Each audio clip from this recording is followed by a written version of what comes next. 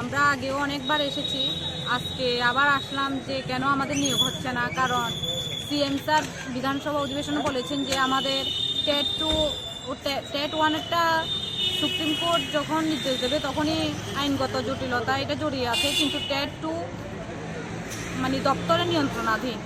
এই জন্য আমরা আজকে এলিমেন্টারি ডাইরেক্টরের সাথে কথা বলতে এসেছিলাম, কিন্তু আমাদের দুর্ভাগ্য যে উনি আজকে উপস্থিত নেই। তাই আজকে অ্যাপয়েন্টমেন্ট আমরা নিয়েছি, কয়েকদিনের মধ্যেই উনি দেখা করবেন। আসলে আমরা খুবই হতাশ হয়ে গেছি যে আমাদের আজকে 1 বছর 1 মাস হয়ে গেল, কিন্তু আমাদের নিয়োগের কোনো নোটিশই আমরা পাচ্ছি না। সেজন্য আজকে আবার কথা বলতে এলাম, যেহেতু সিএম স্যার বিধানসভা অধিবেশনে বলেছেন যে আমাদের টেট 2টা দপ্তরের নিয়ন্ত্রণাধীন, তো অবশ্যই দপ্তর জানবে।